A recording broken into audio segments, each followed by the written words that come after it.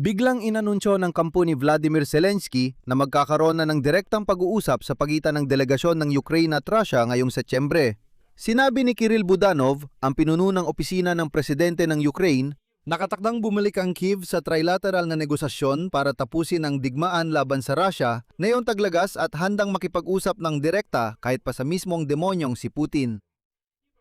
At nangyari ito agad kinabukasan matapos mabunyag ang tunay na layunin ng misteryosong pagbisita ng direktor ng CIA na si John Redcliffe sa Moscow upang balaan ng Kremlin laban sa pag-atake sa mga bansa sa Baltic.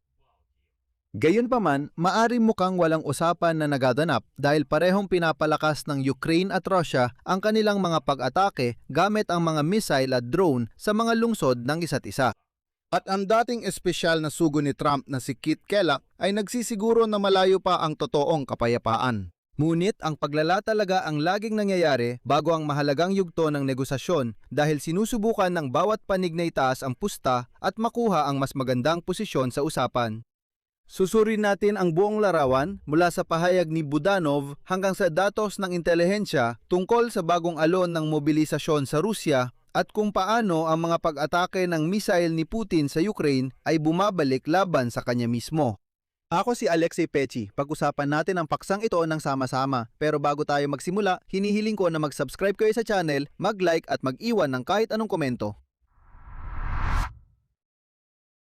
Kaya simulan natin sa mismong pahayag ni Kirill Budanov na nagsasabing sa Setyembre ay babalik na ang Ukraine sa negosasyon kasama ang mga Ruso tungkol sa kapayapaan. Sa tanong tungkol sa natigil na proseso ng kapayapaan, sumagot si Budanov, sana sa tulong ng Diyos, mapapagana natin ito ulit kahit kaunti.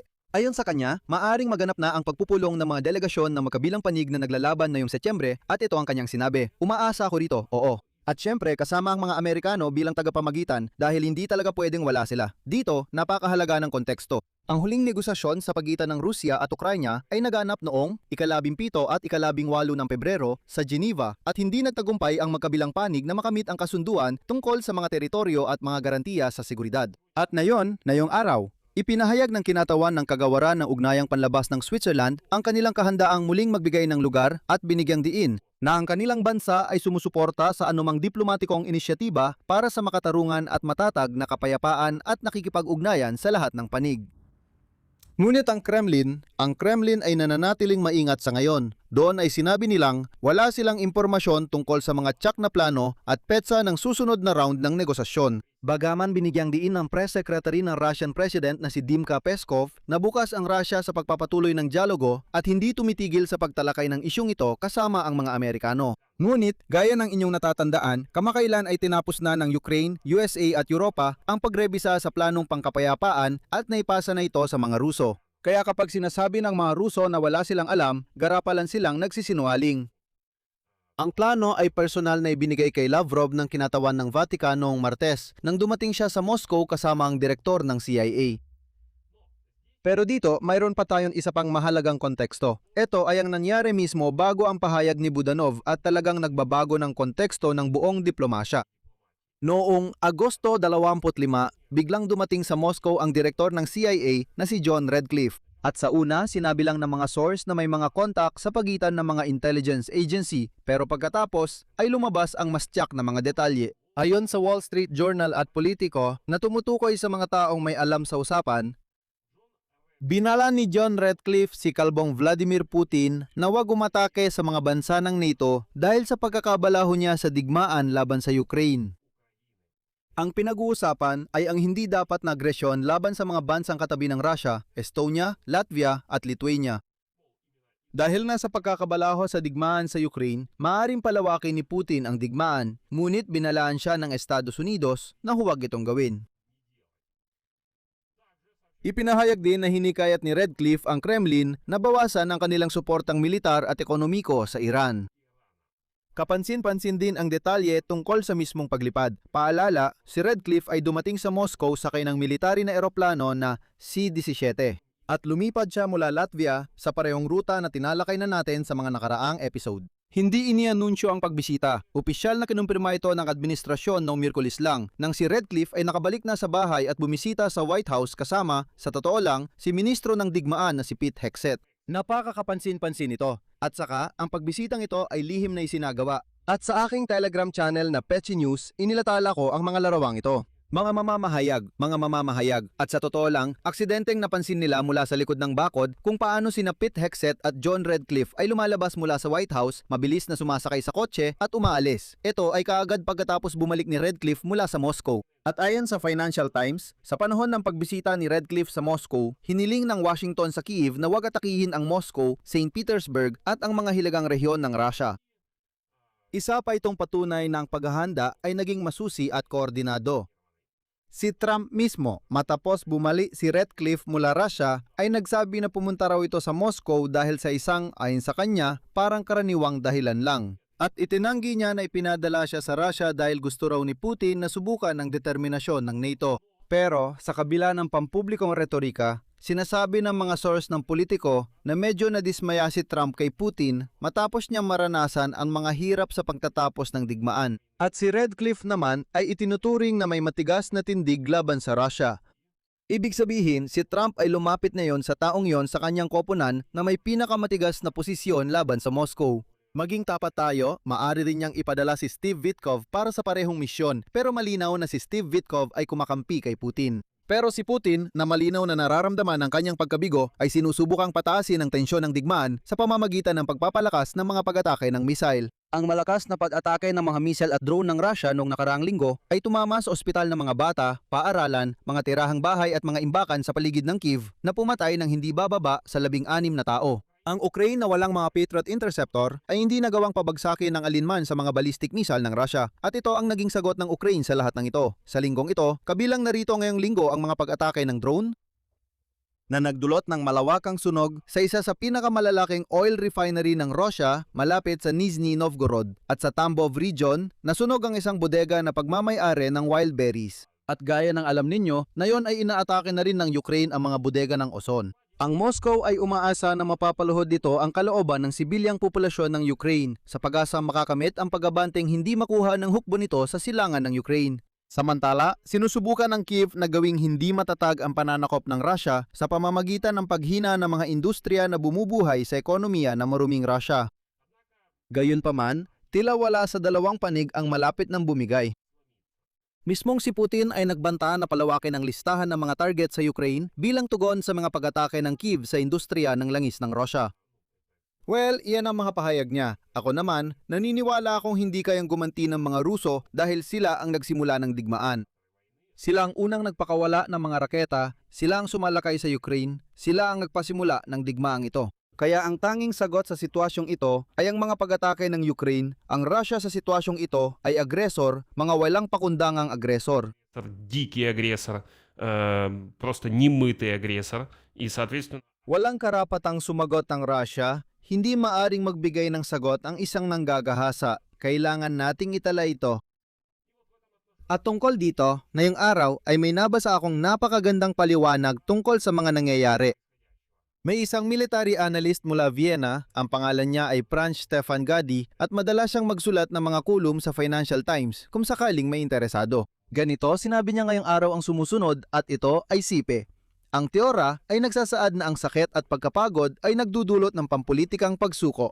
Pero ang karanasan mula 2022 at bago pa nito, isang siglo ng mga estratehikong pambobomba, sinasabi na ang tuloy-tuloy na mga pag-atake mula sa himpapawid ay nagpapalakas sa lipunan, hindi nila ito binabasag. At wala sa mga datos ng Ukraine ang nagpapakita ng kabaligtaran.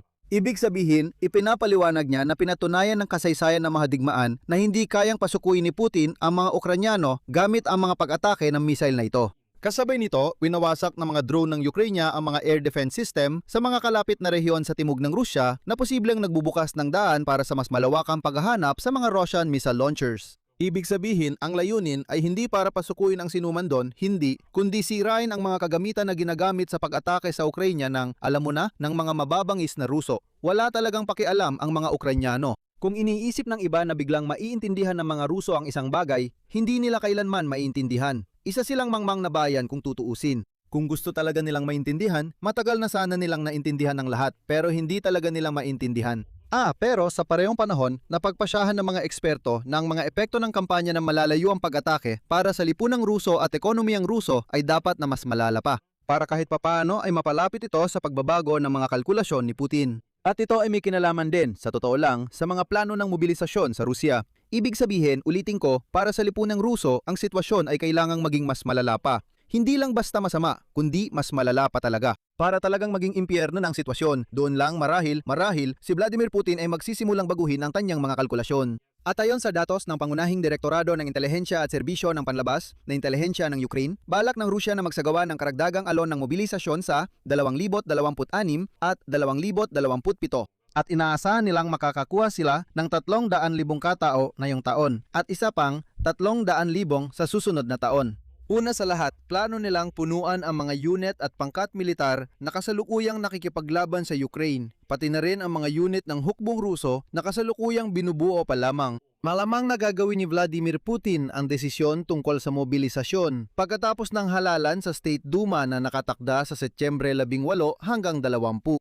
Ibig sabihin, mobilisasyon ito. Maaari nating sabihin na pinalalawak lang ni Vladimir Putin ang kanyang digmaan dahil ito na lang ang tanging paraan niya para hindi matalo sa ngayon. At sa ganitong konteksto, sinabi ni Kit Kellogg, dating espesyal na kinatawan ni Trump sa Ukraine, at ito ang kanyang sinabi, CP. Noong nakaraang taon, sa araw ng kalayaan ng Ukraine, nung nandito ako, siya ay nasa Kyiv na yon, akala ko matatapos na ang lahat sa loob ng isang taon. Ang problema sa digmaang ito ay ayaw lang talaga ni Vladimir Putin na itigil ito. Inihalin tulad ni Kit Kellogg ang kasalukuyang sitwasyon sa pananakop ng Unyong Sobyet sa mga bansa sa Baltiko noong ikalawang digmaang pandaigdig ayon sa kanyang sinabi. Hindi namin kailanman kinilala na kanila yon, pero nauunawaan naming nandun sila. Pero sa pangmatagalang pananaw, hindi yon sa inyo. Kasabay nito, hindi niya nakikita ang anumang palatandaan na hihinto si Putin sa kung ano na ang nakuha niya ayon sa kanyang sinabi. Hindi ako naniniwala kay Putin at hindi ako naniniwala na hihinto siya sa kung ano na ang nakuha niya kung may mangyari. Susubukan pa rin niyang umabante pa. Kaya't ang mga Ukrainyano ay gumagawa ng malaking bagay hindi lang para sa kanluran, kundi para rin sa buong mundo. At sa huli, idagdag ko na sinusubukan ni Vladimir Putin na pahinain ang loob ng mga Ukrainyano gamit ang mga pag-atake ng misal. Ngunit ang paglala ng mga pag-atake ng misal ng Russia ay maaring magkaroon ng epekto na kabaliktaran mismo ng inaasahan ng Kremlin. Sa halip na pilitin ang Kyiv na pumayag sa mga teritorial na konsesyon, ginagawa nitong mas hindi handa ang lipunang Ukrainyano na ibigay pa ang karagdagang mga teritoryo sa Russia. Ang kakulangan ng mga Patriot Interceptor, syempre, ay nagbibigay sa Russia ng mas maraming pagkakataon na magpakawala ng mga ballistic missile sa mga lungsod ng Ukraine. Ngunit habang tumatagal ang mga pag-atake, lalong nababawasan ang mga Ukrainyano na handang magbigay ng konsesyon. At ang mga pag-atake ng Russia mismo ang napapaliit sa puwang ng politika para sa konsesyon na hinihingi ni Putin na ang ibig sabihin ay ang pag-atras ng mga tropang Ukrainyano. At ang mismong suporta para sa tigil putukan sa hanay ng mga Ukrainyano ay sumasalamin sa kagustuhang tapusin ang pagkasawi ng mga tao at hindi tanda ng kahandaang sumuko.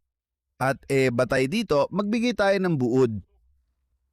Si Kirill Budanov ay nag-anunsyo ngayon ng posibleng muling pagsisimula ng 3 panig na negosasyon sa Setyembre. At nangyayari ito kasabay ng pagdating ng direktor ng CIA sa Moscow na may direktang babala tungkol sa hindi dapat na paglalalaban sa mga bansang Baltiko. Kasabay nito, nakikita natin ang isang digmaan sa himpapawid na tabla kung saan, sa ngayon, wala ni isa sa mga estratehiya maging ang pagtaya ng Moscow sa pagwasak ng loob ng mga Ukraino o ang pagtaya ng Kyiv sa ekonomikong pagkapagod ang nagpapalapit sa katapusan ng tunggalian. Wala ni isa, wala rin ang isa pa. Ayon sa ulat ng intelihensya, may paghahanda para sa mobilisasyon ng 600,000 katao sa Rusya at si Kit Kellogg ay hayagang nagsasabi na hindi titigil si Putin sa sarili niya.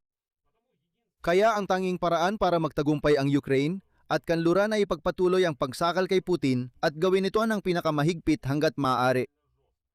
Uulitin ko, ang mga Ruso ay mga barbaro. Napaalala ko ay hayadang nananawagang bumbahin ang mga mapayapang lungsod ng Ukraine mismo sa State Duma. Para yon sa kanila, mabali ang loob ng mga Ukrainyano para lumabas sila na nakataas ang mga kamay papunta sa mga mananakop na Ruso. Pero kailangang higpitan ang pagpigil kay Putin, hindi sa bilis na nakikita natin ngayon, kundi mas mahigpit pa. Dito ko natatapusin, ilagay ninyo ang inyong opinyon at mga konklusyon sa mga komento sa ilalim ng episode na ito, mag-subscribe sa channel, pindutin ang kampanilya at huwag kalimutang mag-like. Yun lang, ingatan ninyo ang inyong sarili. Paalam sa lahat.